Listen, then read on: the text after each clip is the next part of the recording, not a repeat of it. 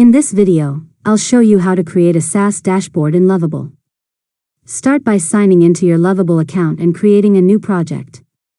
Describe the type of SaaS dashboard you want to build, such as a CRM, analytics platform, project management tool, or client portal. Lovable will generate an initial version of the application based on your prompt.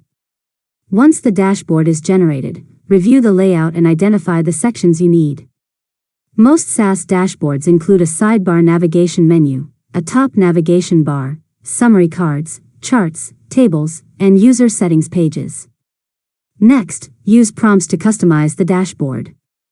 Ask Lovable to add features such as user authentication, analytics widgets, customer data tables, notifications, billing pages, or team management tools.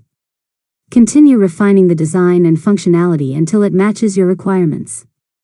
After that, connect your data source.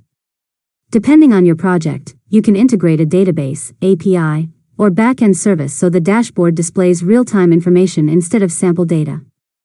Now test the user experience by navigating through the different pages and features. Make sure buttons, forms, charts, and navigation links work correctly. Next, improve the design by updating colors, branding, typography, and layouts to match your company or product. Use additional prompts to make adjustments quickly. Once everything is working properly, publish the application and test it on multiple devices to ensure a smooth experience for your users. Finally, continue refining the dashboard by adding new features and automations as your SaaS product grows. And that's it. You've successfully learned how to create a SaaS dashboard in Lovable. If you found this tutorial helpful, make sure to subscribe to Learn Mode Lab for more tutorials.